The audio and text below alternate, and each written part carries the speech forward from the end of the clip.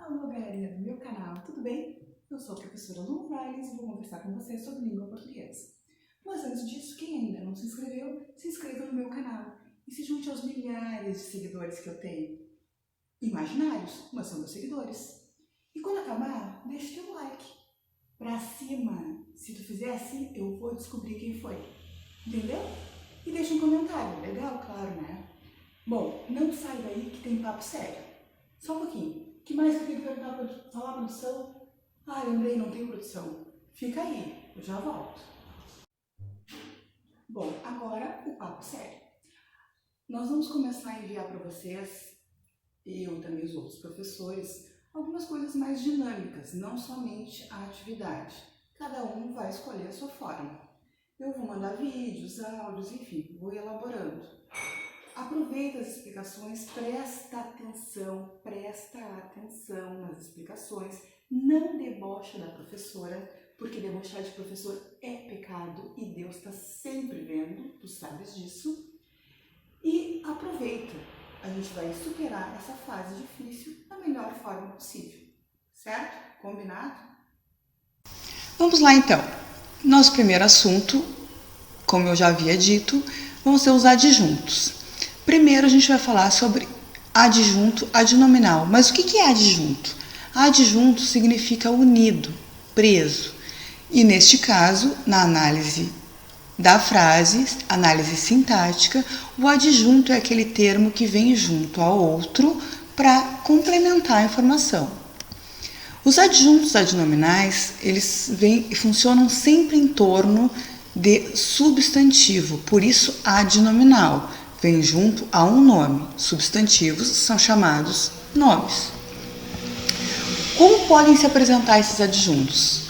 Como artigo, como pronome, como numeral, como adjetivo.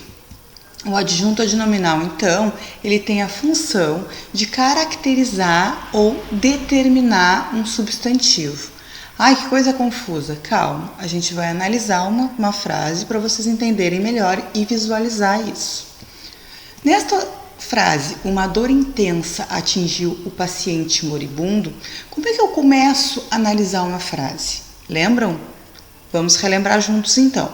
Primeira coisa, localizando o verbo. Qual é o verbo nesta oração? Atingiu, certo? A partir do verbo, eu localizo quem? O sujeito. O que atingiu o paciente moribundo? Uma dor intensa. Então, uma dor intensa é o sujeito da oração.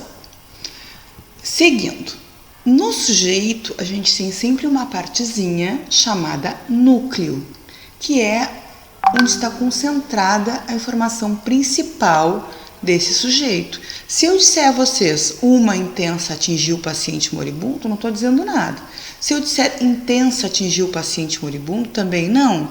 Qual é a palavra principal que carrega a informação mais importante? Dor. Então, dor é o núcleo do sujeito.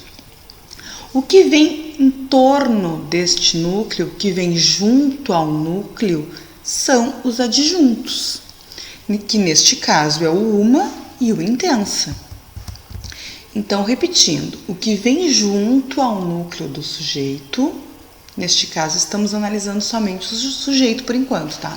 Então, o que vem junto ao núcleo é chamado de adjunto. Adjunto vem junto, ok? Adnominal, junto a um nome.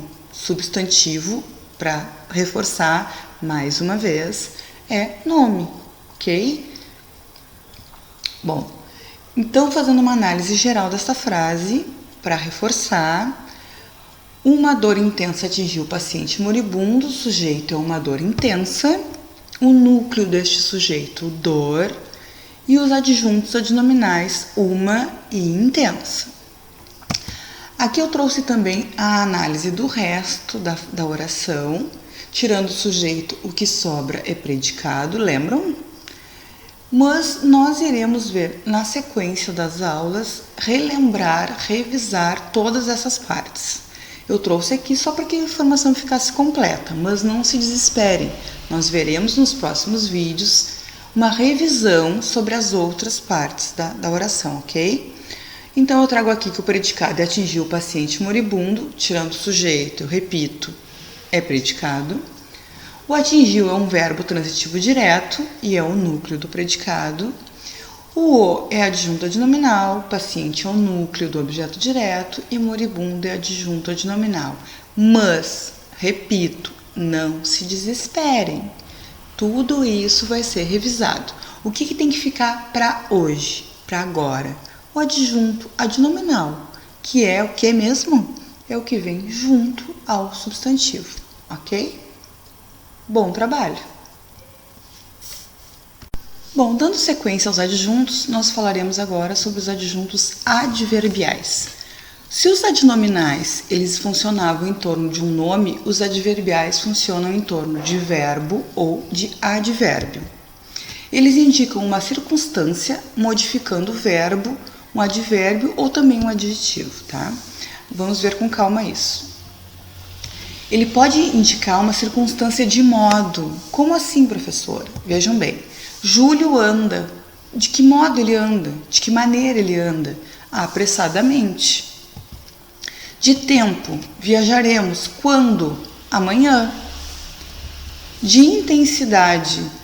Eu não gostei muito do presente simplesmente, não gostei um pouco do presente, eu gostei muito do presente. Também poderia ser o pouco, mas informa uma circunstância a mais, não é simplesmente dizer que eu gostei, entendem? Ele intensifica para mais ou para menos. Então, está relacionado com o verbo gostar. Se eu disser para vocês eu gostei do presente, tudo bem, gostei. Mas se eu gostei muito ou se eu gostei pouco, é a intensidade do gostar.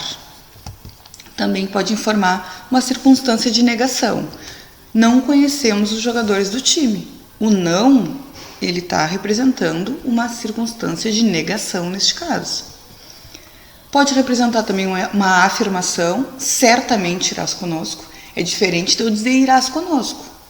Certamente eu estou intensificando a afirmação, certo?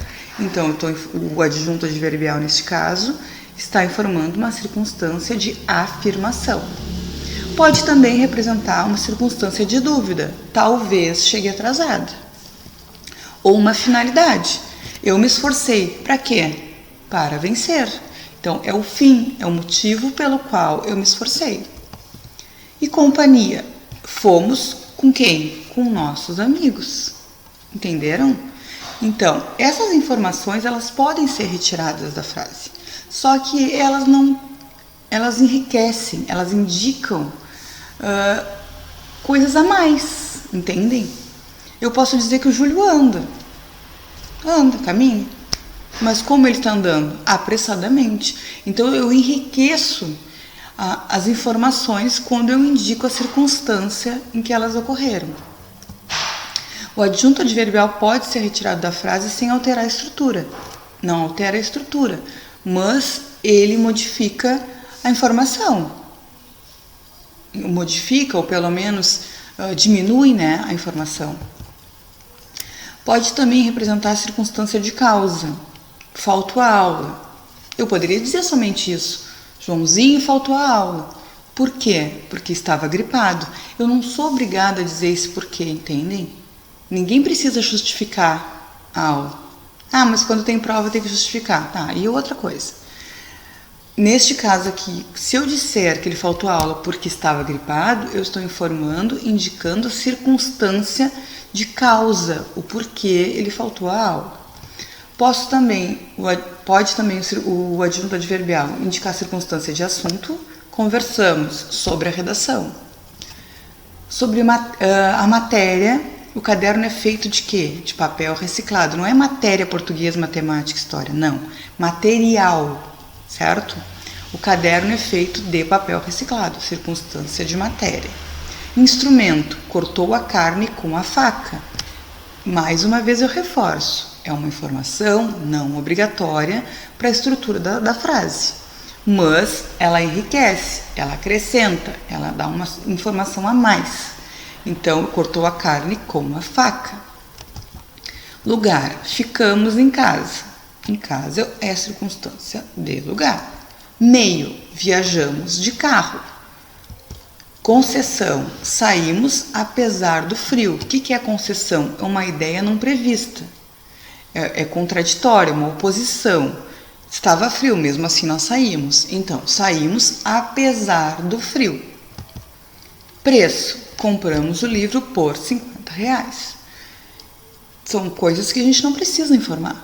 Mas se informar, estará aprimorando, complementando a informação. Então, prestou atenção nas explicações?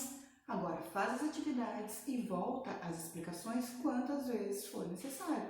Pausa, volta, assiste de novo. Não apaga, entendeu? E se tiver alguma dúvida, manda e-mail. Amo vocês, quase sempre. Beijo.